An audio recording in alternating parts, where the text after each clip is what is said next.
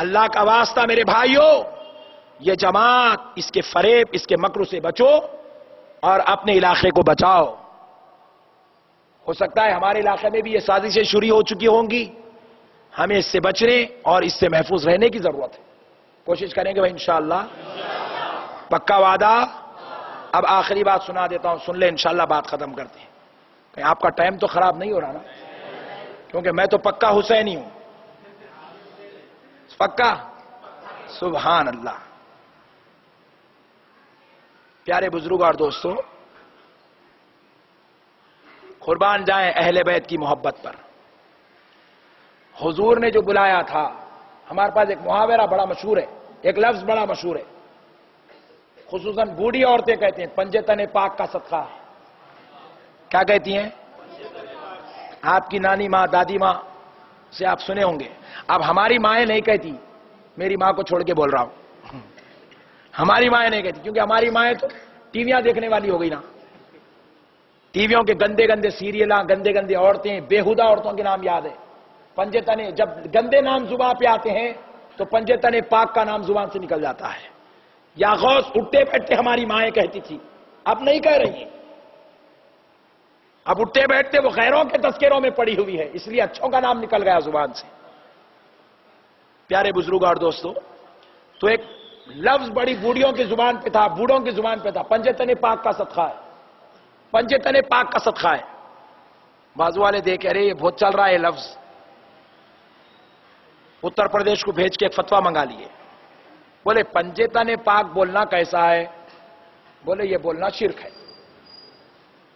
نہ وہ مفتی صاحب سمجھے کہ انہیں کیا پوچھ رہا، نہ انہیں سمجھایا کیا بولنا چاہ رہا، فتویٰ آ گیا شرک ہے وہ۔ دیکھ لیے کیوں؟ یہ لفظ نبی سے جوڑ رہا ہے، جو نبی سے جوڑا وہ شرک۔ پیارے بزرگ اور دوستو، یہ پنجے تنے پاک ہے کیا؟ آپ کہتے ہیں پنج وقتہ نماز، کہتے ہیں پنج وقتہ نماز، پنج کا مطلب ہے پانچ، پنج کا مطلب کیا ہے؟ پانچ۔ تنے، ایک ہو تو تن فارسی ہے، زیادہ ہو تو تنے کہتے ہیں۔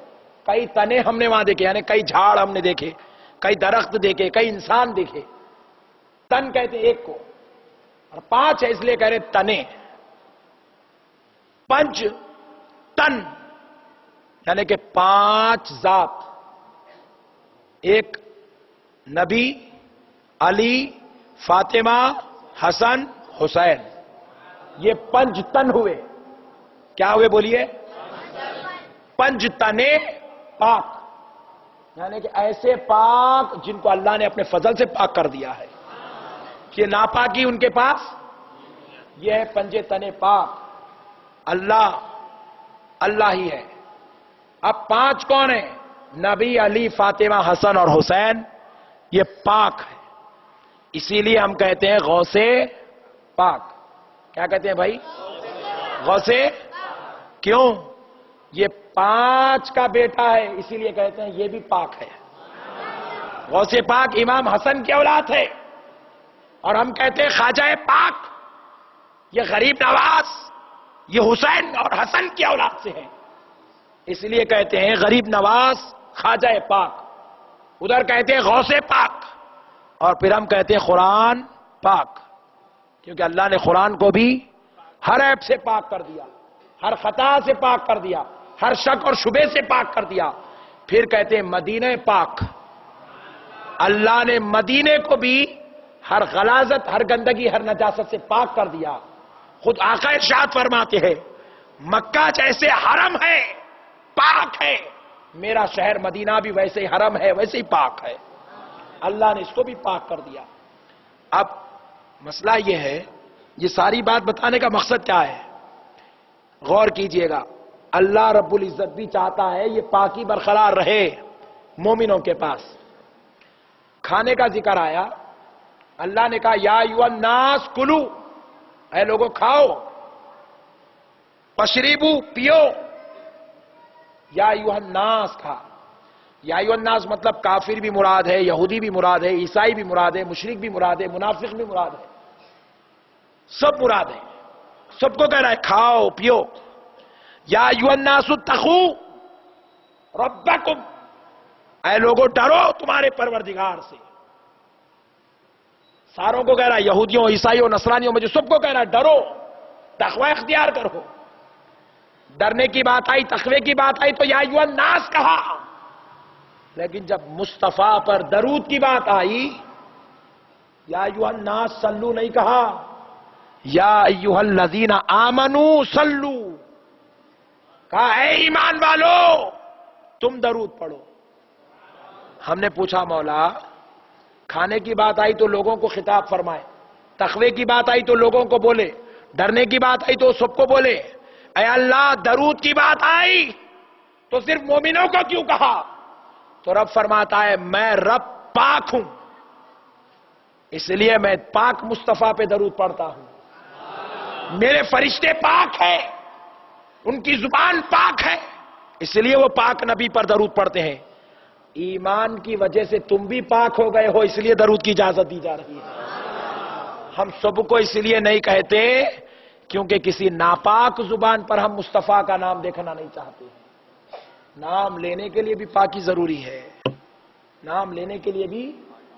اسی لیے اللہ رب العزت نے لا الہ الا اللہ پہلے رکھا، محمد الرسول اللہ بعد میں رکھا، تاکہ لا الہ الا اللہ کہہ دو تو زبان پاک ہو جائے. اب محمد الرسول اللہ کہو تو تمہیں پاکی کا مزہ نصیب ہو جائے گا، حقیقت میں فیضان مصطفیٰ جاری ہو جائے گا. الغرض معزز سامعین اکرام، کربلا کے واقعات، ہمارے اندر نہ اتنا بڑا دل ہے، نہ جگر ہے، نہ ہمیں اتنی ہمت ہے، نہ قوت ہے کہ ہم کربلا پر روشنی ڈال سکیں.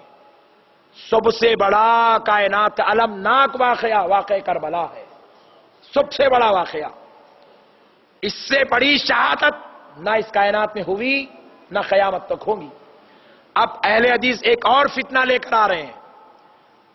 کیا کہہ رہے ہیں کہ امام حسین سید الشہداء نہیں، امیر حمزہ سید الشہداء ہیں.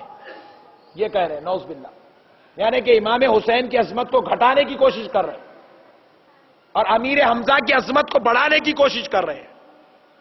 تو یاد رکھو، یہ مسئلہ بھی بتا دیتا ہوں تاکہ کل اگر کوئی فتنہ سامنے آ جائے تو آپ کا ایمان سلامت رہ جائے. شہادت امیر حمزہ کی جب ہوئی تو امیر معاویہ کی ماں نے حضرت امیر حمزہ کا کلیجہ نکال کے چبا لیا تھا. امیر معاویہ کی ماں تھی وہ، بعد میں اسلام لائی تو حضور نے کہا میرے سامنے نہ آنا. حضور کی پھوپھی تھی رشتے میں، حضور نے بڑھا دیا، بولے آئندہ میرے سامنے نہ آنا. ایمان لا لی اچھا کیے مگر میرے سامنے نہ آنا، کیونکہ اگر تم میرے سامنے آ جاؤ گی تو مجھے بڑی تکلیف ہوگی، کیونکہ میرے چچا امیر حمزہ کا کلیجہ تم نے چبا دیا تھا، وہ میں نہیں بھول سکتا. بڑھا دیے سرکار. پھر ان سے امیر معاویہ پیدا ہوئے، وہ امیر معاویہ سے یزید پیدا ہوئے. امیر معاویہ صحابی رسول ہے، ان کی عظمت، ان کی عزت، ان کی شان، ان کی نالین پر ہمارے ماں باپ قربان. لیکن یزید پلیت اپنے والد کی عزت اور ان کی عظمت کو سمجھ نہ سکا، شیطانیت فرعونیت کے راستے پر چل پڑا. معزز سامعین کرام، امیر حمزہ کا کلیجہ چبایا گیا، لیکن جب روح نکل رہی تھی تو سرکار سامنے تھے. سرکار نماز جنازہ میں سرکار تھے، تدفین کے وقت سرکار تھے، میدان جنگ میں سرکار تھے، جلیل القدر صحابہ ساتھ میں تھے. اور اسلام اور شریعت کا یہ قانون ہے، جو شہادت جتنی مشقت سے ہوتی ہے وہ شہادت اتنی بلند درجے کی ہوتی ہے. تو امیر حمزہ کو حضور نے سید الشہداء کہا، خدا کی قسم کہا، کیونکہ امیر حمزہ کے دور تک ویسی شہادت کسی اور کو نصیب. سب سے بڑی مشقت صحابہ میں امیر حمزہ کی شہادت کی تھی. اتنی تکلیف، اتنی مصیبت کہ سگی بہن کلیجہ نکال کر کھا رہی ہے، خنجر مار کر سینہ چیر رہی ہے، کلیجہ نکال کر کھا رہی ہے. یہ سب سے بڑی شہادت تھی. لیکن اس سے بڑی شہادت امام حسین کی تھی. وہاں صرف کلیجہ چیرا گیا لیکن سر اور دھڑ تو جمع ہوا تھا. یہاں سر اقدس کو گردن جدا کر دی گئی، تن اقدس اور سر اقدس کو جدا کر دیا گیا، وہاں صرف کلیجہ کھایا گیا تھا، یہاں تو خنجر کے اوپر سر کو رکھ کر پورے ملک شام، بصرہ، دمشق، عراق تک لے کر پھرا گیا۔ 8 دن تک ان کے لاشیں مبارکہ میدان میں پڑے رہے، بعض روایت میں 1 مہینے تک پڑے رہے۔ امام حسین کا لاش مبارک 1 مہینے تک کربلا میں پڑا رہا، کسی نے دفن نہیں کیا۔ ارے وہاں پر رسول اللہ دفن کر رہے تھے، وہ مشقت سے بڑی مشقت امام حسین کی تھی۔ وہاں امیر حمزہ شہید ہو رہے تھے تو صحابہ ساتھ میں تھے، یا حسین شہید ہو رہے ہیں تو کوئی خاندان والا ساتھ نہیں ہے۔ ادھر پلٹ کے دیکھے تو علی اصغر چھوٹا بچہ ہے، ادھر دیکھے تو علی اکبر نظر آ رہا ہے، ادھر دیکھے تو بھائی عباس نظر آ رہے ہیں، ادھر پلٹے تو خواتین نظر آ رہے ہیں، کوئی ہمت والا، کوئی بڑا آدمی، کوئی صحابیہ نظر نہیں آ رہا ہے۔ ان سے بڑی مشقت ان کی تھی۔ امیر حمزہ کا لاشا زمین پہ گرا، مصطفیٰ نے اپنے ہاتھوں سے مٹی کو صاف کیا، لیکن حسین کی زبان اقدس میں کنکر دھس گئے تو صاف کرنے والا